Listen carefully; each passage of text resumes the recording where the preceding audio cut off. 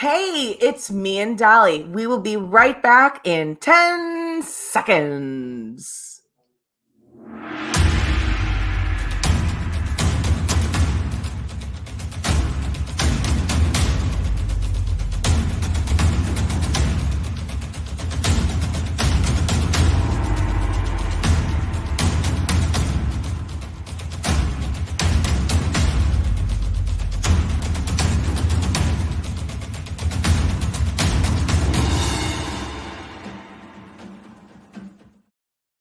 And we are live. Thank you so very much for joining us tonight at the DnA Authority. I am Dolly Cortez. And I am Anita Myers. Hello. Today is Wonder Woman Wednesday. It's also St. Patrick's Day. And we are going to be talking about a lot of different topics of the day that we should be celebrating. Yes. One in particular is about the power of awareness.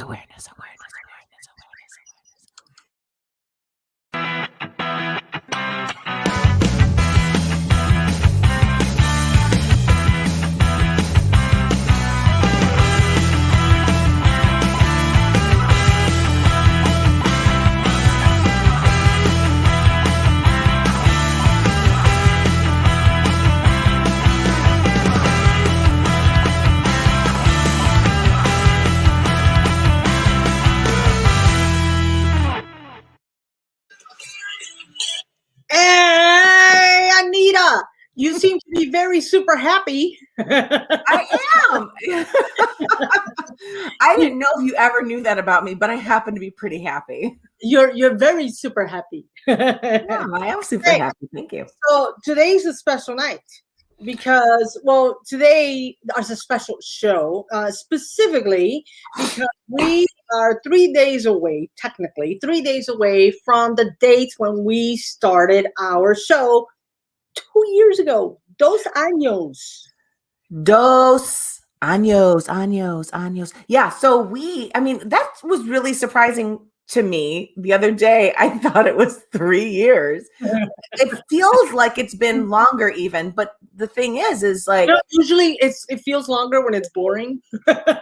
No, and maybe in your world, but for me, I feel like it's longer because we've interacted so much with each other. I mean, every single week we do a show, and we also do a lot of other things, like, I don't know, create books, publish books, Have fun, friends, you go out to lunch.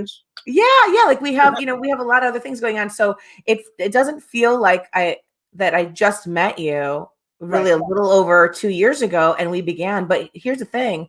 If anyone here saw the introduction of the show, I don't know what it does for you, but I'll tell you what it does for me. What does it do? Makes me feel really happy. It makes me feel like these are the real moments of our show that were captured because we had a lot of fun. We still have a lot of fun. And in one of the most important things about the show that you don't get to see if you haven't watched those episodes is we're sharing a lot of information to you. We're not sharing it in such a classroom setting. We can do that. Right. But we want to have fun. We want to share information. We want to let you know, who are the people that are in your neighborhood. I happen to have a lot of people in the neighborhood over here too. So in case you hear some laughter, it's not that we have an audience. My son is actually working downstairs, so there's a little background noise. So I hope it's not too much. I can't hear it at all, but that's the thing. Like, when you think about, we watch television, we see all these things in media, and we want to reach for those things because the advertisements make us reach for it. And here's the thing. There are people that are local that do the same thing. Many, do a very, very incredible job. And a lot of it doesn't hurt your wallet so much. Other than that, there's really incredible people that are around us that we should take advantage of the services that they provide. And so when we meet people, I knew this about Dolly. She's someone who, her networking ability is off the charts. She meets so many people. Goes when the world was alive and the heart was beating through the business world, the entrepreneurs, the networking.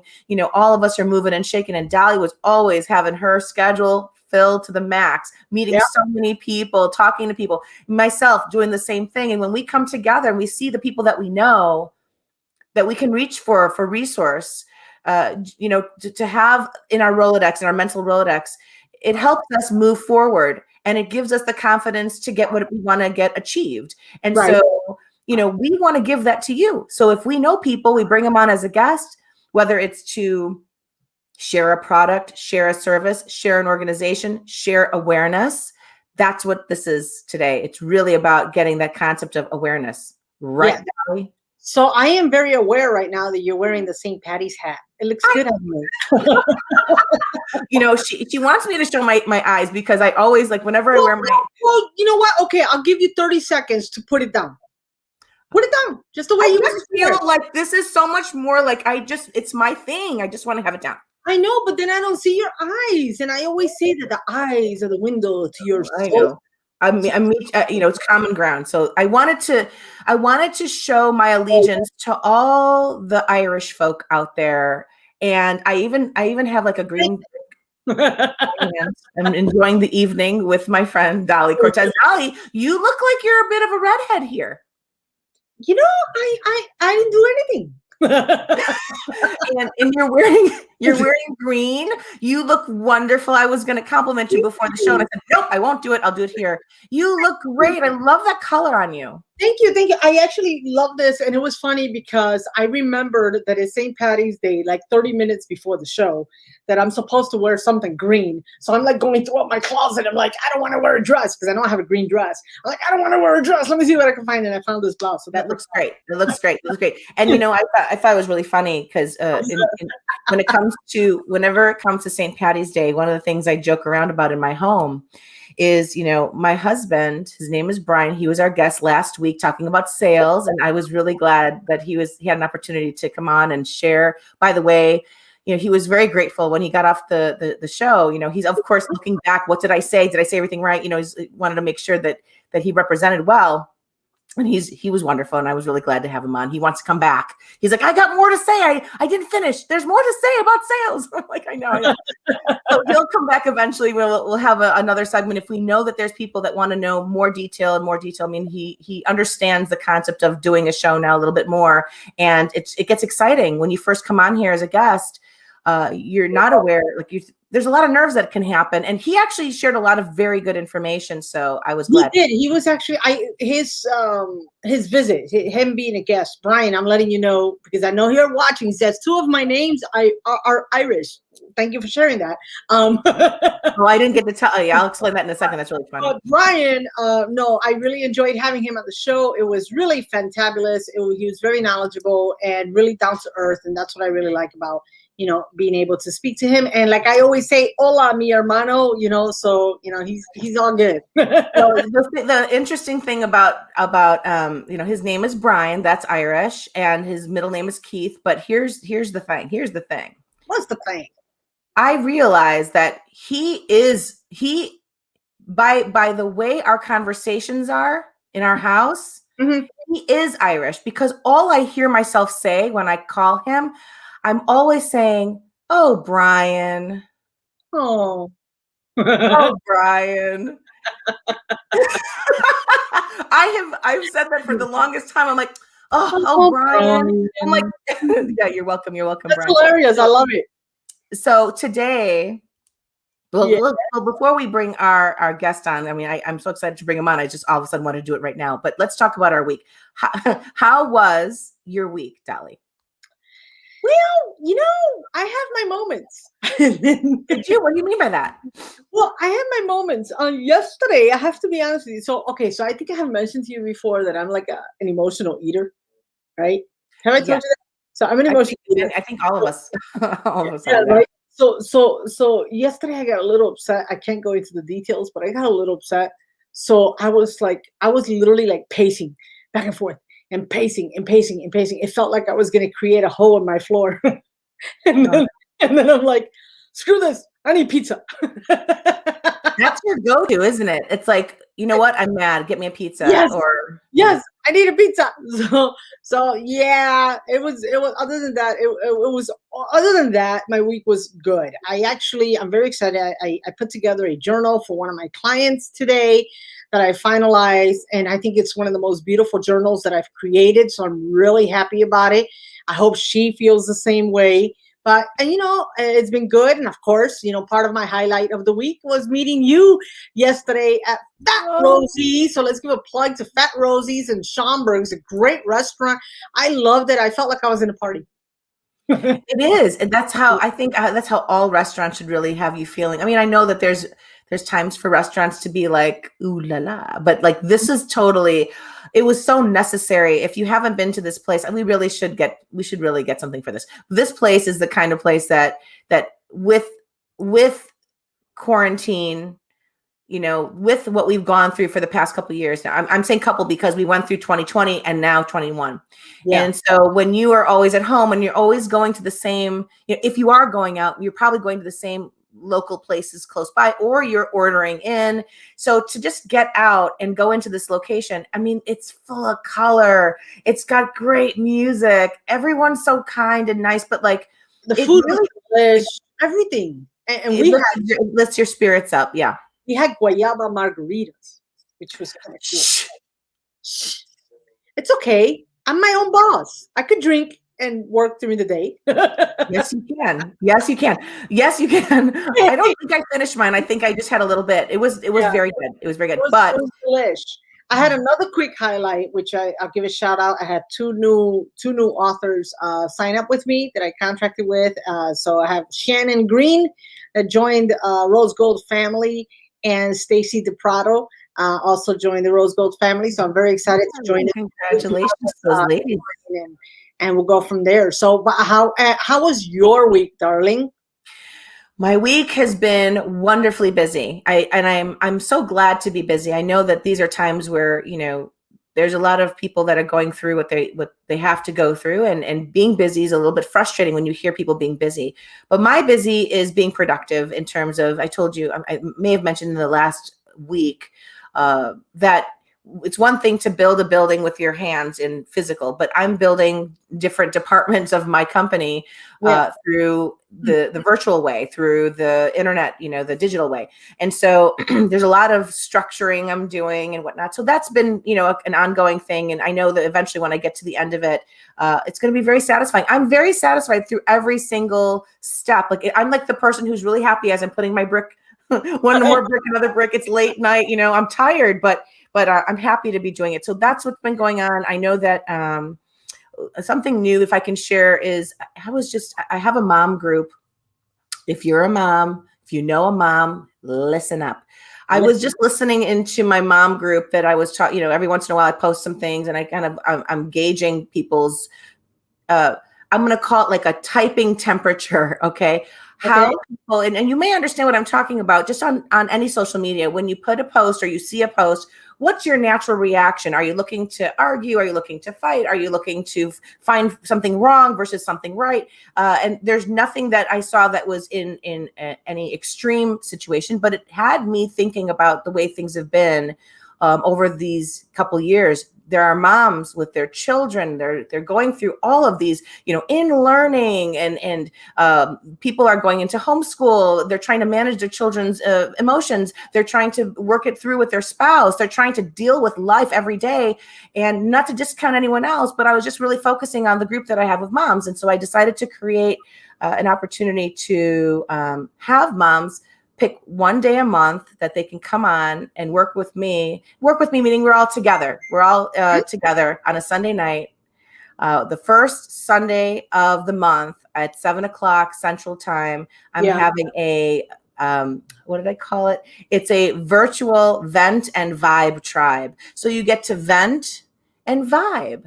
So we have things to talk about. Women are predisposed to want to share and get information out. And sometimes, it gets a little tough. You can try and talk to your friends. You can try and talk to your family. You can try and talk. Well, what if you just talk to others like-minded moms that want to have the same common ground? Right. So I was really glad to be able to, I announced that today in the mom group. I feel really happy about it, to give them a free opportunity to just get on, let it out, share their feelings and let it out, and know that they're going to be hugged through the whole process. And, there's a way about doing things like that. I know when we want to vent, we just want to like smash things. Sometimes we get so mad. There are places for that, but this isn't it. No, my venting is through writing. Through writing is the best way for me to do it. Right. Anyway, why don't we take a quick break, and then I will have you introduce our wonderful guest. Sounds good.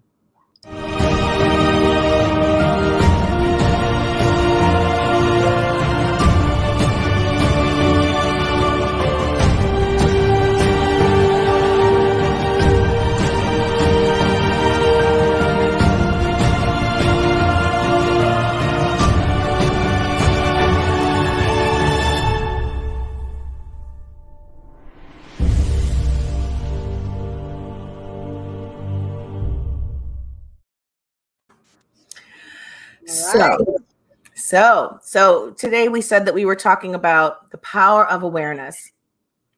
And when I think about the power of awareness, we were saying this earlier on, that this is really about being conscious about what's going on. Really, when we are living our lives, sometimes we tend to live very unconsciously. We're just autopiloting everything. And as we start, going about our lives, we find out about, different kinds of conditions that are out there that we really don't know anything about. We hear the name and we're like, yeah, but we don't know the details of what's taking place. We just heard of it. And I remember there's the ice bucket challenge. Certain challenges would show up, and you heard, the ALS ice bucket challenge. So people did the challenge, but there's a lot of people who are like, I don't know what I'm doing. I just want to do the challenge. So, when people didn't know what ALS was. They don't, right. That's what I meant. I'm sorry. They don't know what ALS is, but they're willing to do this challenge because the challenge was fun. But we really want to get, and I know that they really did very well in getting those 3 letters out there. So it made people want to find out, what is this about? Others that didn't know, but a lot of others started looking into it. So with the power of awareness, we were thinking about this in our lives. It is about being conscious about what's happening around us. When I met this guest that's coming on board in a moment, he came into my home. He was going to provide a service that was really necessary for my home. And we hit it off right off the bat. I'm sure he'll talk about that, but we hit it off right off the bat. And, he made a mention. He came and sat down. We brought him in, wanted him to sit down, and we're just talking to him for a while. And in our conversation, he shared with us that he has multiple sclerosis. And I heard this and I thought, okay. And, when you hear his story, I think it's really important to be aware of who you're around, what they go through, what it's all about. So I thought, this is MS Awareness Month. Yes. And because I knew this wonderful man who has done so much in his life, I wanted to bring him on so that he can share a lot of things that people wouldn't know about MS, about multiple sclerosis. And I think that it's important that we get that out there. So without further ado, I'd love to bring on board my buddy, Steven Nanberg. The crowd goes wild. Hi. Welcome to the show. Thank you. How are you, Steven? You wanna share with us, I guess, how you realized that how you were diagnosed? Yeah, tell us the story. Just go ahead and tell us the story if you want to start it up. I mean, that's the thing that's so important. I had no idea that you had it, and take us down that journey of the beginning if you want to. And which MS you have, because it's my understanding there's 4 different types. There are. I have reoccurring remitting, which is RRMS, which is technically the first stage. Hopefully I never progress to the second or the third or the fourth. Usually if you do have MS and you do get diagnosed a little bit later in life, you tend to, to do a little bit better. And I was diagnosed about 2012.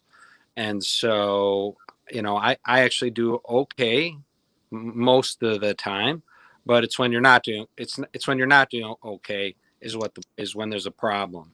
I'll tell you how I was finally diagnosed and what led up to it. Sorry. I had when I'm at work, I use a tablet, and I was noticing when I was in homes that when I get to a certain spot, when I'm selling, I was not able to see the letters that I'm typing, and that's it. It really kind of began around my eyes, and I didn't think I really had anything except, I was probably 43, and right around 42, 43, and I figured, okay, maybe I need glasses. So my first stop was to go and check my eyes, and I did that, and the result was my vision was better than 2020. Which I didn't even think it could be, but it Right. was 2020. And then I would say, I dealt with it, and then a few months later, I was walking into a Target, and when I got inside, the lighting it was like a beam of light, like a laser in my eyes. I couldn't. I had to get in and get out. It bothered me terribly. So the next thing I did was I made an appointment at another ophthalmologist. I went to him. I got the same result. There's nothing wrong with me. He did an extra test, and that was it. At that point, I went online. I started looking up everything possible, for my vision and what's going on. And I would say right around there, I was also experiencing a little bit of balance issues, not terrible, but definitely some issues. And I started looking up just everything, and I found something called optic neuritis. Optic neuritis, it's something that most people that are diagnosed with MS will have optic neuritis.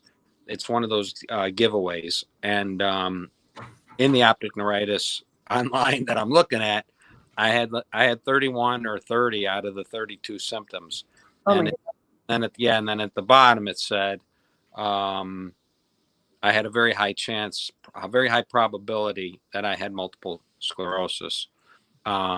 So I'd already been to two. I'm going to go to a third. So now I'm going into the doctor with my own result. With okay, I figured this out. I must have MS. And when I got to the next doctor, I basically told him, I think this is what I have. I'm laying it in his hands. And he, of course, did his testing and said, no, you don't have that. Anyway, so a fourth doctor, I get to the fourth doctor, same thing. I'm trying to make this not so long. And I, at this point, think I better go to a neurologist because nobody's fixing they're all telling me that I can see perfectly, Yeah. but as a human, I clearly can see that I cannot see perfectly. My eyes were terrible. My balance was getting off. And I went to a neurologist, and once again, I went through the testing. He did not feel I needed an MRI or a brain MRI or spinal MRI, another dead give, kind of that you have lesions if you have MS. And he did not want to send me for that. He just said, I'm doing great. Um, I knew I was not doing great at, but now I've been to a neurologist. I've been to all these eye doctors, and I'm thinking maybe I'm dying. Like that's what was going through my mind. So we went ahead and booked a vacation, my family, and we thought, at least I thought, okay, this is going to be my last hurrah, pretty much. And it ended up the vacation was terrible for me. It was probably cooler here at the time, and when we went on the vacation, it was pretty hot, and it was a cruise, and I stayed in the room. I think probably 90%. Stayed in the room. The heat. I had no idea that heat would affect me so terribly. When I got back from this cruise, I did continue to push, and I had found a neuro-ophthalmologist. So now I'm going to a combo. I'm going to a neurologist who is also a specialist with your eyes, and that was a 3 to 4 hour appointment. It was very long, and at the end of it, and this is after the cruise. This is after I was I was pretty fed up, and at the end of the 4 hour, 3 4 hour appointment, the doctor says to me, and I purposely didn't say anything because I'm thinking, geez, I don't want to tell him what I have. He says to me, have you ever heard of optic neuritis? Oh my gosh. Yeah. I'm like, what? I'm like, it's on my phone. And I told him what happened, and he felt pretty bad about that. He said that should not have happened, and especially the way that I brought it up. He's like, you have everything. He's like, every symptom. He's like, Steven, I really would like to get you into an MRI today. And he did that. I went from there and I had a brain MRI and a spinal MRI done. And he called me that day, probably 7, 8 o'clock at night. And he said, I got you in with a neurologist tomorrow. He's like, I cannot make the call, but I'm pretty sure you have multiple sclerosis. And, I did go the next day, and that is what I was told by the neurologist. I have MS. And then with that, of course, there's more questions and questions and questions. And it's more or less kind of like, why did I struggle? I mean, I know so much more now about how to get through to doctors, but when you're talking in the shows about awareness, that's such interest to me, because what I've not only seen about, it's not just other people, it's myself. I mean, it's, you have to be aware. I mean, people. Well, can I ask you briefly? Sorry to interrupt you, but I would like. I'm going to assume that you were finally relieved because it was a confirmation that there was something wrong. However, the outcome is not something you really want to hear, right? That's correct. What was your reaction? Yeah, my reaction was, okay, what does that mean? Do I only have 10 years to live? What I didn't know what MS was. I wasn't familiar with anything, and it really, you really just don't know. It's kind of like, even though I know what it is, and I know I don't know every aspect. Clearly, I'm not a doctor, and I'm not, I don't know everything. But what I've noticed with awareness is, I feel that until a person goes through something themselves, or unless they really want to be in your life and aware of, like, what is it that this person is, what's going through his life, if you haven't been through it, it's pretty tough. Most people don't. I just don't think, I don't want to say they don't care. There's definitely a lot of caring people. And I'm around a lot of people, and that doesn't mean they necessarily dig deep, or I don't want to say they don't care, but they don't really know what it is that I deal with on a daily basis. Right. The thing, right. And one of the things that I have as a little statistic that I looked up, because I was curious about it, that it says 42% of MS patients were originally misdiagnosed with a different condition. So there are certain things that overlap and what have you. So sometimes, as you were kind of going through this thing where doctors are saying it's not this, you finally see this other doctor, he tells you this is what it is. And you find out that, there are so many symptoms that match what multiple sclerosis is. You wouldn't know it because it's not something that's within your, you don't have someone that may have had it that is close enough to you to share it. But this is what I've noticed, that, it's, I used to say, I remember this concept of these three letters, NMP, not my problem. Hello. Hi. I apologize. I don't know what's going on, but it says here the connection is unstable, and I don't know why. But you're here. Sorry. I can hear you. Can you hear me? I can hear you. Yeah, okay. I can continue to hear you even while the little squirrely. Okay, good. Okay, good. So when we have this issue of not my problem, we neglect the fact that, I've had people say to me, they joke around because they forgot something. So they say, oh, I got Alzheimer's, and they think it's really funny. And they don't realize that my mom passed away with Alzheimer's. They don't realize who they're working with, who they're talking to, and how those things can actually be an issue. Not only that, we aren't aware enough about these conditions that are out there, and they have symptoms. And it's not meant for us to be paranoid over every single thing, that this means this means that.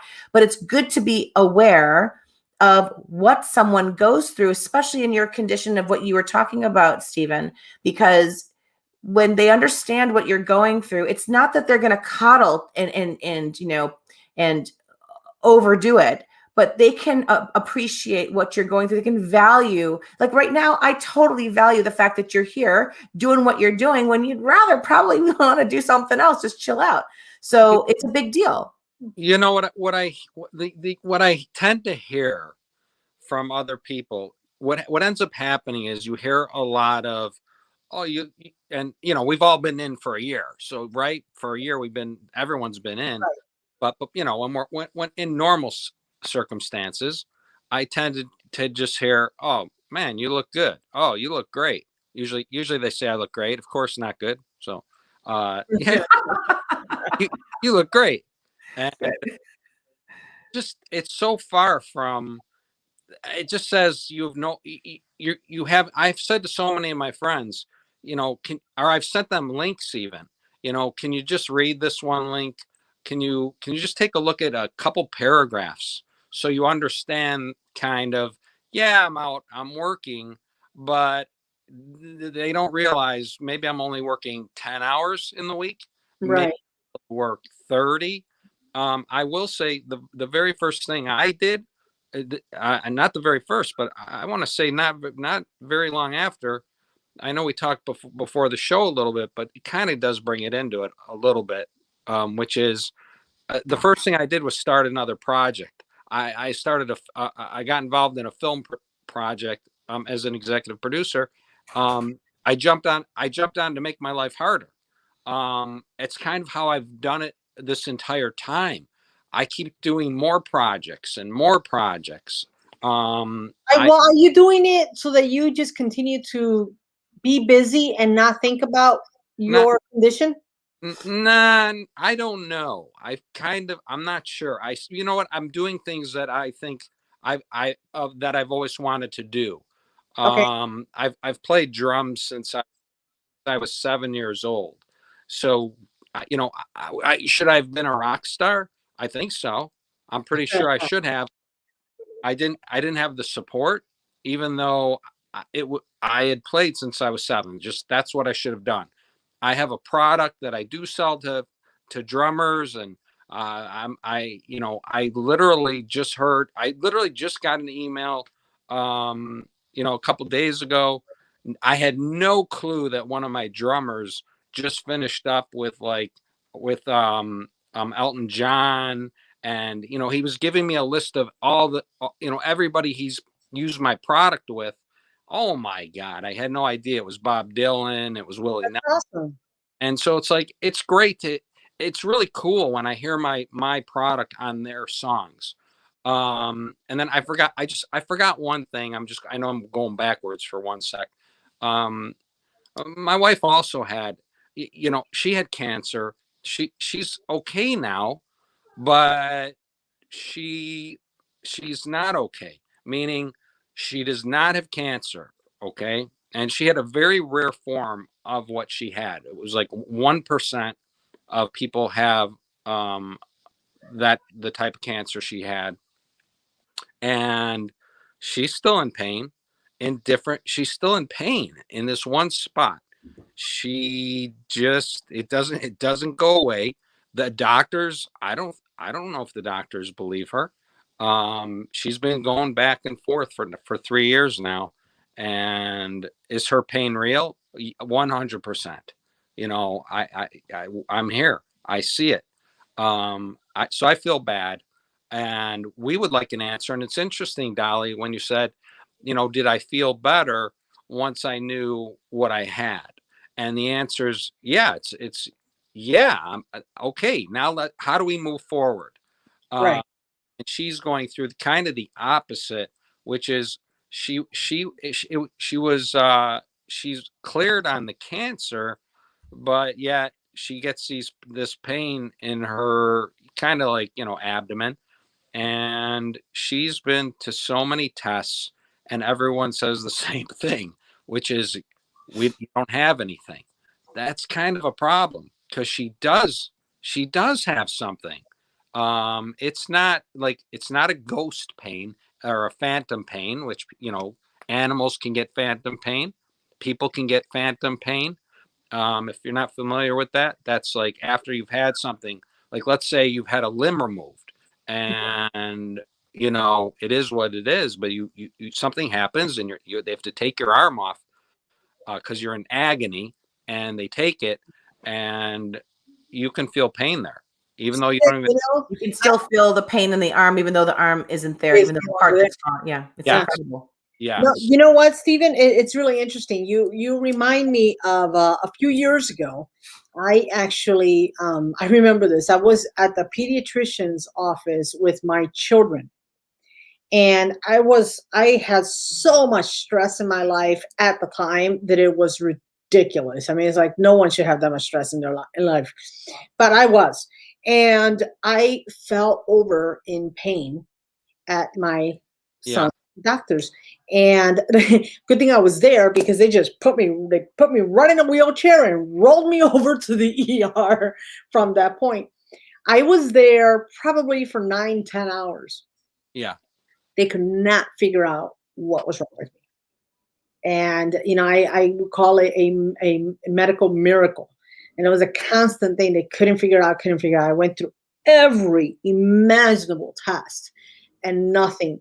And I finally attributed everything to stress that was happening with me. And I hated it, because I just felt there was something wrong. I mean, I would faint. It was so many things. And I was constantly having a physical reaction. Yeah. Nothing was ever discovered for me. And I just knew there was something. And when we think about what's really going on, our body is constantly talking to us. We just don't tend to pay attention to what it says, because we're looking at everything that's outside of us. We're so drawn to the external world and what everyone says, what everyone does.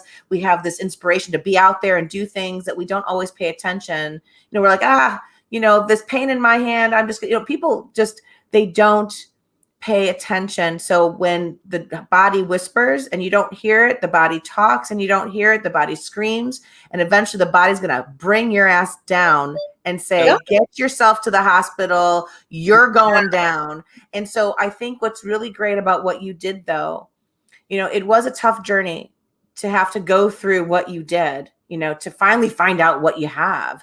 But the moment that it started to happen, you're like, I don't think this is supposed to happen. Let me go look into it. And I think that if people can start paying attention, know that your body talks to you, write these types of things down. And just like what Steven did, I think what was so great about this is that you never gave up. You kept going to find out what it is. And you're like, something doesn't seem right. And how interesting is it that you finally go to the doctor that asked you about something you had already looked up and found out, and it was denied really from the first doctor that you saw, correct? Yeah, that was kind of mind blowing. Yeah, that's for sure. It's so for a really long time. I would say, MS is such an odd. It's such an odd, everybody has it different. Right. I did do medication for maybe the first 3 years, maybe 4, then I stopped. Sometimes it's kind of like if the medication is going to make you more sick than the disease, it's one of those. I am back on medication. The goal is 60. It's kind of like if I can get to 60 years old, and that's really when the disabling stops. And so I have now made the choice to do the medications. And it's one injection. It's no big deal. I do it once a month. Hopefully it's working. I won't. If I could ask you your current condition, do you see the progression? Do you feel the progression? Because MS, there's no cure. Correct. So there's no cure.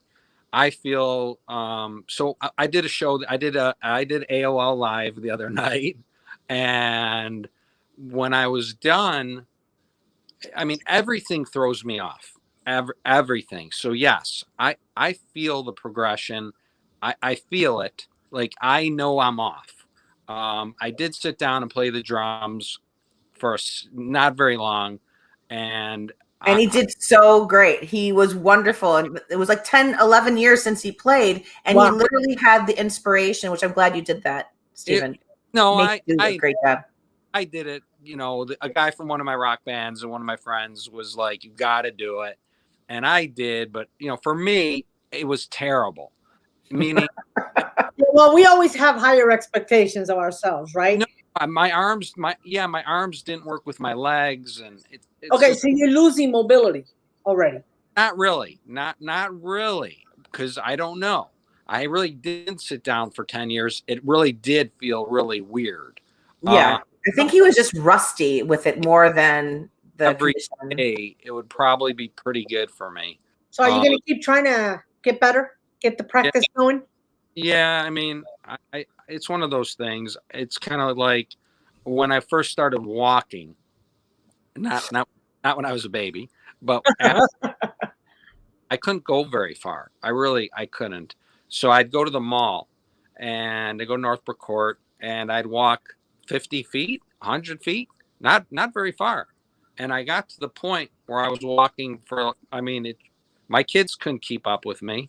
I was walking for close to 2 hours, hour and a half. I mean, I would do four, 5, 6. The most I got, I think, was 9 miles, and I don't know. I was pretty happy with that, Yeah. and I just stopped going. You know, I'd run into people, and I can't, like, when you have MS and you're in a rhythm, you don't stop. Right. You aren't going to. I can't get them to kind of turn on again. And so if I get to the point where I'm loose and I'm walking, which would happen, and then I'd run into someone, I'd smack them on the shoulder or whatever. I'd be like, I can't stop, and they'd look at me, and I'd turn around, and they'd be like, they put their arms up, like what was that about? right, and then I'd sit there, I'm trying to walk, but I'm also trying to text them. I'm apologizing. I'm like, I can't stop walking. Wow. Why don't we take a quick break and we're going to continue with this wonderful conversation because this is really interesting. We'll be right back.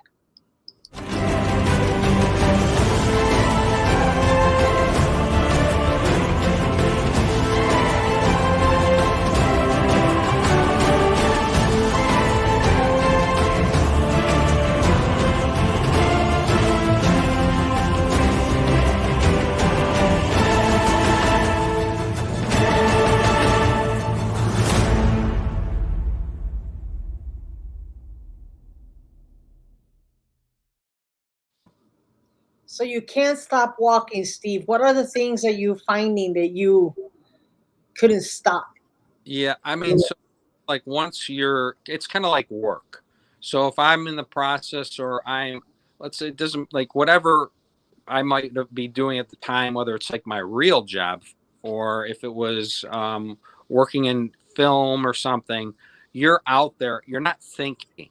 You can't think to yourself, oh, you just go and you do it.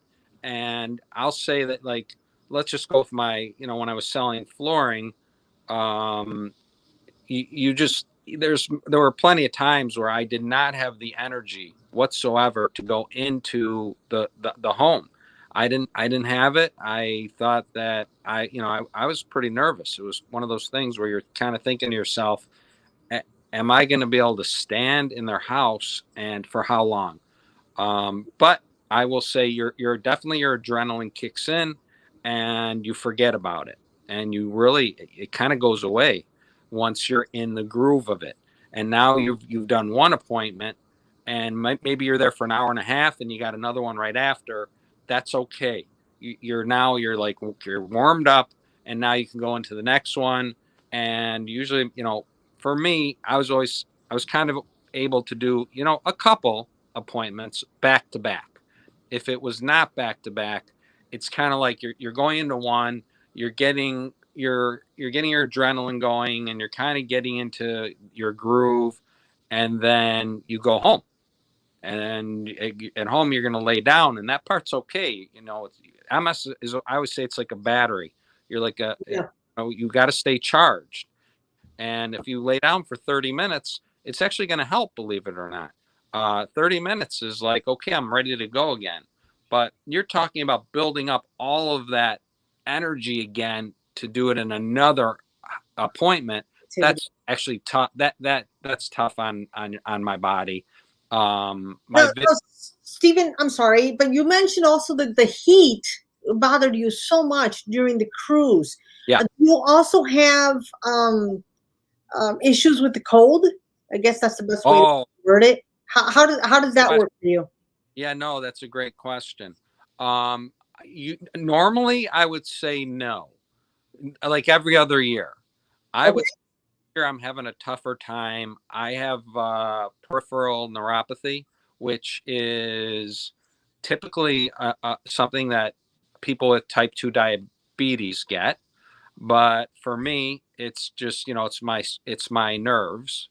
I mean, it's the same with nerves. It's the same if you're diabetic. But for me, my nerves are telling my feet that you're on fire, or you're freezing cold. And I will say that it wasn't that I control it, like literally every day. I would say this is my worst symptom right now. My worst symptom every day is probably my feet, and it's keeping them somehow at a room, like maybe at room temperature, but that doesn't mean, like, sometimes room temperature I can then feel them and it's like, what, they're like ice. Yeah. And it's really, I need to warm them up, but for me they're burning. It's like acid. Yeah. So getting that at the right temperature, that's something that's pretty frustrating. It's kind of, it's nothing that doesn't go away. So even if if I was eating lunch or something and it's great and I've made it, you would think like, oh, maybe this will go, maybe it'll go away. I'll cook. I won't think about it. Oh, no. It's nothing. That's nothing you can control. But when we're talking about awareness, I will say that when I was walking around for 2.5 hours, sometimes your muscle, it's your brain. There's nothing wrong with my Achilles tendons. There was nothing wrong. I wasn't injured or anything. But in the middle of walking, all of a sudden, it would be like one stops working. And so I always walked close to a railing, always on the second floor. And I'd literally hop over to the railing. Oh my goodness. What I would do is, and I believe this is the power that you have, and we all have it. It's in your brain. My problem is my brain, and you get lesions. Some clear, you can't control. I can't control everything, but when that would happen, I would stop, and pretty much, I would tell my brain, there is nothing wrong with you. You're gonna start walking, and it's not gonna. There's nothing wrong with your Achilles. And I would wait, whatever, 20, 30 seconds.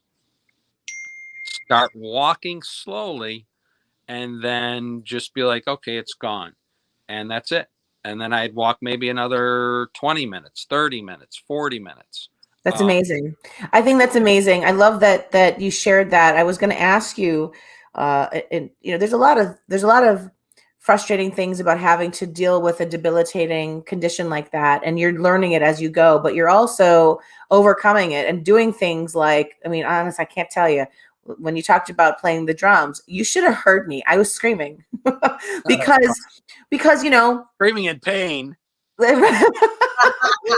And it's like you're on, man. Like you're just like, all right, you want me to do it? Okay, I'll do it. And like you just went ahead and did it. And I want to ask you something as we're getting close to closing for the show, that if there's people out there that are seeing this now or in the recording or at some point, and let's say either A, they've got someone that they're related to that they know that there's a friend of theirs that's just going through some of the symptoms, or maybe they are. And what would you want to share with them? What's some of the final words that you can share to kind of help them know how to navigate through this so they can be in a good place? I would say the first thing they should do is never take no if there's an issue. You have to keep pushing. Doctors are great because we need them, but that doesn't mean they're all great. Some are very bad. So you have to keep pushing. You have to be your own advocate. There's no group. There's no groups. Like, meaning there's no team is the right word, not group. There's no teams. It's when they find out this is your problem, that's it. Now you're going to work with your neurologist, your internist. They know nothing about MS, zero. If they know a little bit, you're really lucky.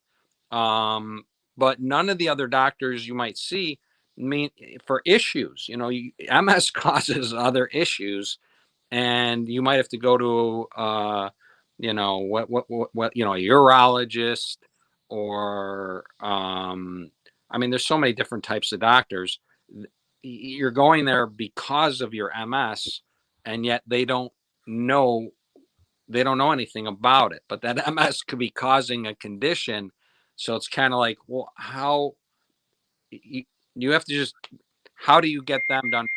What your actual problem is? Is it the actual, is there something wrong with your bladder, your kidneys, or is it really just your MS is sending signals at the moment saying there's a problem?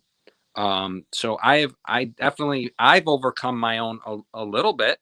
I'm better than where I was. If you ask my family here, families get frustrated. I don't blame them. I know I'm a bit of a, I don't stop with I want to get better, which I think that part's normal. But, we've been stuck in the house for a year, and I definitely had my worst year ever, and I'm coming out of it. Right. And I never get back into it. But I would say to anyone else, just keep pushing until you get some answers. I do notice, because I am in a room, I don't go in often, where maybe I'm looking for a little answer with the medication that I'm taking. It's a pretty serious medication, but I leave the room rather quickly because I see the other people with MS asking questions, or not even asking, but they're giving advice on people that are now taking the medication on what they should do. And, they're wrong almost every time. And that's, for me, I really do follow, closely. I read everything on a drug. Like if it's Novartis, which is my drug, I have read the pamphlet. I have called the drug company. I follow through with everything. It's not just like, here, I take this. This is what you should do. I don't give. Well, you're an educated consumer. You really are trying to figure out what is the best thing that works for you. But Steven, I just have to thank you so very much for joining us tonight. The information, you're sharing your story, that was very powerful. We really appreciate you taking the time. And we seriously, I know a little bit about MS because I do have some family members that have MS, but I also have a client that has MS, and we wrote a book about his condition. It's a journey to MS, Domingos Fernandez. So I've learned a little bit. I'm not an expert, but I've learned a little bit. But I really appreciate you coming to our show and sharing a little bit about your story. Thank you. Thank you very much. And I hope they're doing well, all your friends and everyone that you know with it as well. And thanks for having me. Thanks for all the information you shared, Steven. We'll talk again soon. Thank you so much for coming on our show. Good. Be well. All right. Thanks. Take care. Wow. What a great man. Yeah. And it is. And, I think the thing that's very important for people to be aware of, besides the concept of, multiple sclerosis, what he shared was very important. I hope people that do see this program, that they do write those notes down, take notice of it. But more than that, he just told you, when it comes to the medication, what is he doing? He's making himself very aware of what that medication is, what's in the pamphlet. I think a lot of times we have lived we have lived in a time as we were growing up, just kind of following what was told to us, right? Yeah. So besides our parents also watched what was on television. We watched what our leaders shared with us, whether it's teacher, instructor, whatever. And we just kind of do it because I know my mom used to be that type of person. I used to hear her that if the doctor says this is what I do. And over the course of the journey of my life, I have seen so many programs, like 2020 and 60 Minutes and the news, different things, but that actually reveal that, doctors are there to provide what they believe. Some doctors are really, really great. Some doctors really need to work a little bit better on their information and what they reveal. Doctors make mistakes too. I mean, they're Right. humans, so that it doesn't surprise me that they would. But one medication on top of another medication on top of another medication, you can expect for there to be side effects and for new things to develop. So you have to be your own advocate, which is what Steven did. Right. Yep. Yeah. Right. No, I love it. I think it's so incredibly necessary for people to really focus on that and to listen to their bodies. It's just a sad situation when they don't. Like for example, I have family members that they take almost like a bag full of prescriptions on a daily basis because they continue to listen to the doctors. They just continue to give them this and this and this and this and that. And then of course there goes the neighbor that says, well, I take that too, but they're not giving you this. You need to take that too. You need to go ask them for more. Right. Yeah. It's one of those things that all I can say is that I'm really glad that he's embracing the word awareness. I think that's what we're looking at here. We're looking at the fact that, instead of just following orders, take a look at what you're told to follow. Make sure that you feel comfortable with it. When your gut, your energy, your body, you are an energy inside of this human body. And when you feel something doesn't seem right, most of us understand that meaning. When you feel like you've been driving somewhere and suddenly you're like, I don't think this is the right place. We get that intuition that tells us something isn't right. The same thing happens for what he went through. He knew something was wrong. And even though doctors were saying this and that and the other, they aren't bad doctors. They were just giving him what they thought was correct. He just didn't agree with it. And we know that this happens with a lot of mothers, a lot of moms out there who, want to bring their child in and the doctor says XYZ and the mom says, no, this isn't right. I always think about those stories where, there was some shirt about how moms are better. They should be like investigative agents to find things out because they're so good at looking at everything, looking into the details of everything. So what he said in the end, I think was really great because he talked about the fact of awareness. There's a power in it. If you just coast along with what everyone else tells you, you don't get to embrace the sense of control you should have in your life. When he said that his Achilles tendon decided to just, not want to work for him, he got a hold of the rail, but then he told his Achilles tendon, I don't think so.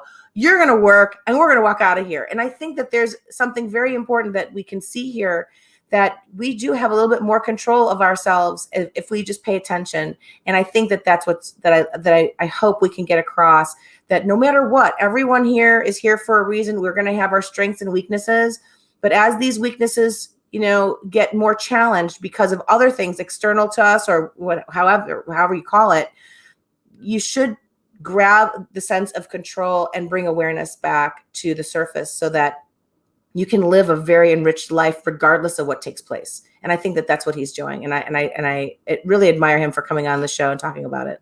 Yeah, no, I really applaud him for that too. It takes courage to be able to share your story. And especially, he even shared about the challenges that he's had with his wife, with her experiencing an illness as well. So it must be hard. It must be hard to deal and cope with this and just try to feel better, because you don't know what your day is going to be like when you wake up in the morning. Right. So with that, I hope everyone got something really good to start recognizing amongst yourself in terms of, if there's a condition, be aware of it. If you feel funny about it, a little funky about it, go and keep going until you get answers that feel right.